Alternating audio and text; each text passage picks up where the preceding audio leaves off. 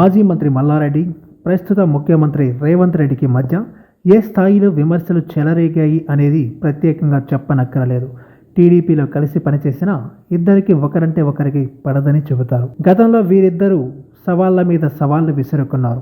రేవంత్ రెడ్డిపై పలుమార్లు మల్లారెడ్డి బహిరంగ విమర్శలు చేశారు. తొడగొట్టి మరీ ఛాలెంజ్ చేశారు. మంత్రి పదవిలో ఉన్నప్పుడు రేవంత్పై నిప్పులు చెరిగారు. ఇక పీసీసీ చీఫ్గా రేవంత్ రెడ్డి కూడా అప్పట్లో మంత్రిగా ఉన్న మల్లారెడ్డిపై ఆరోపణలు చేశారు. మల్లారెడ్డికి తాను కూడా ఛాలెంజ్ విసురుతున్నానని, భూములు ఆక్రమించుకోలేదని నిరూపిస్తే తాను తన పదవికి రాజీనామా చేస్తానని కూడా రేవంత్ మల్లారెడ్డికి సవాల్ విసిరారు.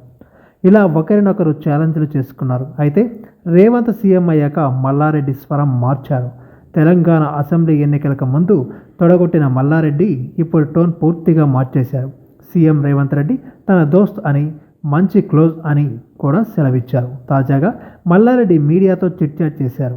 రేవంత్ రెడ్డితో కలిసి తెలుగుదేశం పార్టీలో కలిసి పనిచేశామని వివరించారు. త్వరలో సీఎం రేవంత్ని కలుస్తానని కూడా స్పష్టం చేశారు.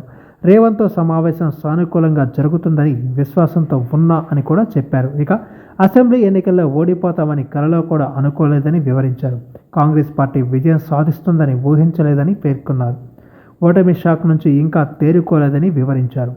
మల్కాజ్గిరి నుంచి లోక్సభకు పోటీ చేయాలని తనకు కేటీఆర్ అడిగారన్నారు. తన కుమారుడు భద్రారెడ్డిని బరిలో దింపాలని అనుకుంటున్నానని మల్లారెడ్డి స్పష్టం చేశారు. ఇక కాంగ్రెస్ ప్రభుత్వం ఏర్పడిన తర్వాత మల్లారెడ్డిపై కేసు నమోదైంది.